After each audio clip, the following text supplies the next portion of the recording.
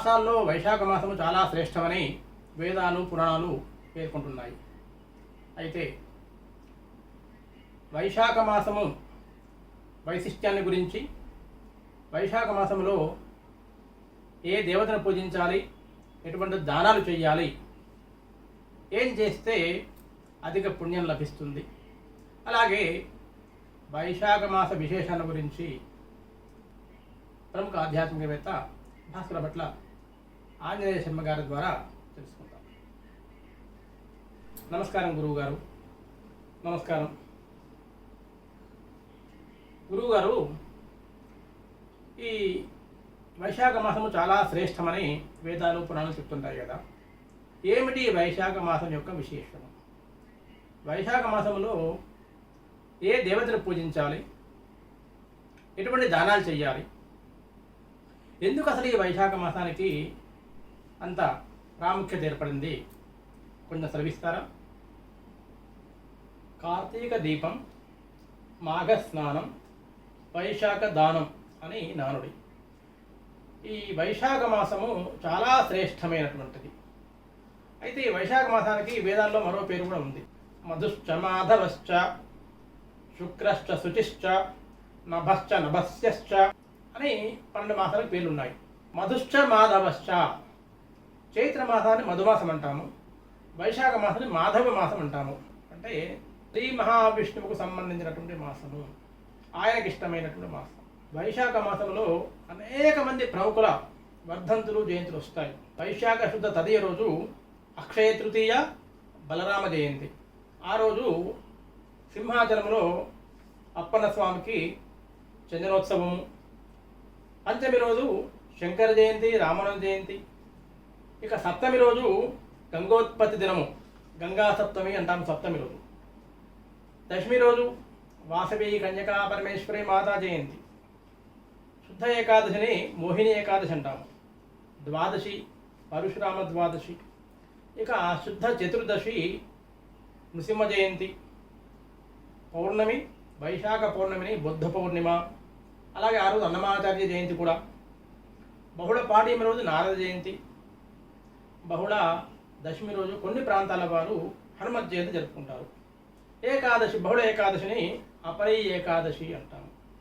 ఇంకా వీరే కాకుండా రాణా ప్రతాప్ గారి జయంతి, రవీంద్రనాథ్ గారి జయంతి కూడా వైశాఖ మాసంలో వస్తాయి.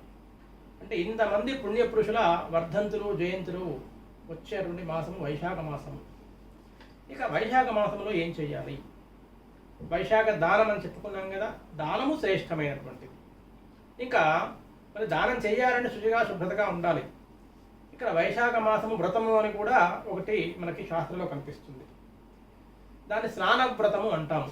వైశాఖ శుద్ధ పాడ్యమి నాడు తెల్లవారుజాము నుంచే స్నానం చేసి రావి చెట్టుకు ప్రదక్షిణ చేసి నీరు పోస్తే శ్రీ మహావిష్ణువు తృప్తి చెందుతాడట. ఎందుకంటే రావి చెట్టు కూడా సాక్షాత్తు శ్రీ మహావిష్ణువు అంశ అని మనకి భగవద్గీతలో విభూతి యోగంలో చెప్పబడింది. వైశాఖ మాసంలో కనుక గృహ నిర్మాణం ఆరంభిస్తే, అంటే గృహం నిర్మాణానికి శంకుస్థాపన చేసినట్లుంటే ధనప్రాప్తి అని మత్స్యపురాణంలో పేర్కొంటుంది. వైశాఖ మాసంలో ప్రాతన స్నానం చేయాలి అన్నారు. తులసీ దళాలతోటి మాధవ పూజ చెయ్యాలి.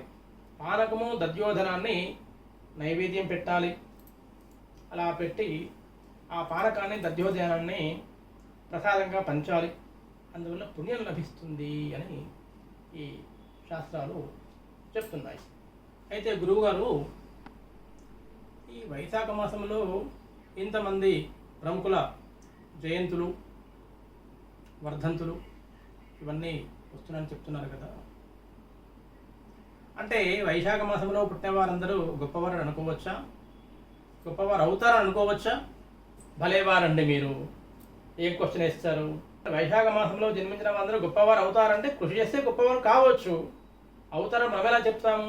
అదంతా వారి కర్మఫలాన్ని బట్టి, వారి శ్రమను బట్టి, కృషిని బట్టి ఉంటుంది తప్ప ఇలా ఉంటుంది అని మనం ఎలా చెప్పగలుగుతాం? సరే, మీరు చెప్పినట్లుగా ఈ వైశాఖ మాసంలో దానము చేస్తే అక్షయమవుతుంది, అలాగే చాలా మంచి ఫలితం, రెట్టింపు ఫలితం వస్తుంది అన్నారు. మరి అందరూ దానాలు చేసేటువంటి శక్తి ఉండదు, దానాలు చేయలేరు. మరి అటువంటి వారు ఏం చెయ్యాలి? ఎటువంటి దానం చేస్తే మరి వారు ఆ పుణ్యాన్ని సంపాదించగలుగుతారు? సంపన్నులు అంటే ఎట్లాగూ దానం చేయగలుగుతారు, వారికి అర్హత ఉంటుంది. మరి దానము చేయలేని వారి పరిస్థితి ఏమిటి? వారి గురించి మీరేమైనా సలహా ఇవ్వగలుగుతారా? చాలా మంచి ప్రశ్న వేశారు. ఉన్నవారు సంపన్నులు, దానము చేయగలిగిన శక్తి ఉన్నవారు దానం చేస్తారు. మరి చేయలేని వారు దానం చేయకుండా, దాన ఫలాన్ని పొందకుండా ఉండవలసిందేనా అనేది మంచి ప్రశ్న. అయితే ఒక చిన్న శ్లోకం ఉంది. హస్తాదపి నదాతవ్యం గృహాదపి నదీయతే పరోపకారణార్థాయ వచనేక దరిద్రత అని. అంటే నువ్వు చేతిలో నుంచి ఇవ్వాల్సిన పని లేదు, గృహాదపి నదీయతే ఇంట్లో నుంచి ఏదో వస్తువు తీసుకొచ్చి ఇవ్వాల్సిన పని లేదు.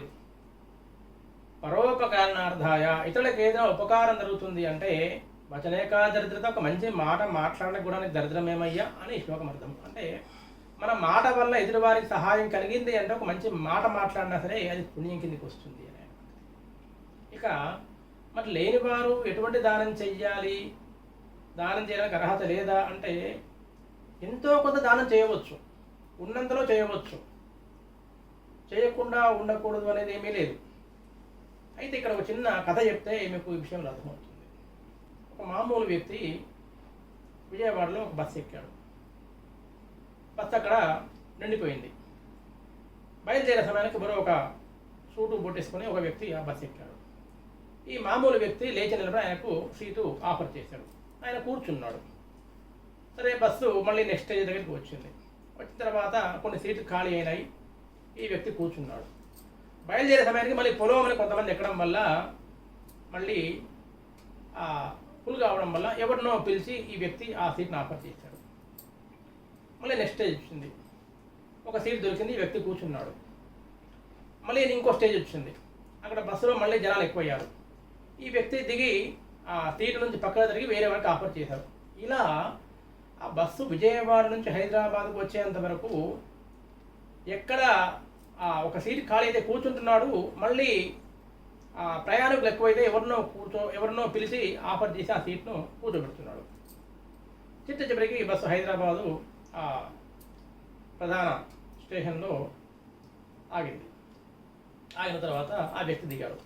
మొట్టమొదలు సీటు ఎవరైతే ఎక్కాడో ఒక సూటు బోర్డు వేసుకున్న వ్యక్తి, ఆయన కూడా దిగాడు. దిగి ఈ వ్యక్తిని అడిగాడు, ఏమయ్యా నువ్వు ప్రతిసారి బస్సు ఎక్కుతున్నావు, మన సీట్లో ఆఫర్ చేస్తున్నావు, కూర్చుంటున్నావు, అసలు ఏంటి నీ ఉద్దేశం అంటే, అయ్యా అందరూ దానాలు చేస్తారు, దానము చేయడం నాకు ఎటువంటి స్తోమత లేదు. అయితే ఇప్పుడు ఇక్కడ కూర్చున్న సీటు నాదే కదా, కాబట్టి ఆ ప్రయాణికుడికి నా సీటు దానం చేశాను, ఆ విధంగా దాన ఫలం పొందాలి అని నా కోరిక కలిగింది అన్నాడు. కాబట్టి దానం చెయ్యాలి అనే మనస్తత్వం అంటే ఎలాగైనా సరే దానం చేయవచ్చు.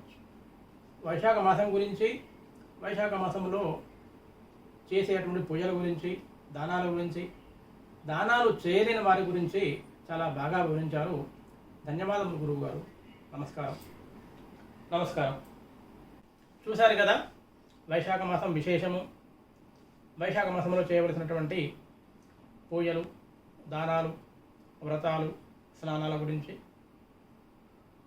మీకు కనుక ఈ వీడియో నచ్చినట్లుంటే అందరికీ షేర్ చేయండి, లైక్ చేయండి, కింద కామెంట్ పెట్టండి, ఛానల్ని సబ్స్క్రైబ్ చేసుకోండి. మరో కార్యక్రమంలో మళ్ళీ మనం కలుసుకుందాము. నమస్కారం.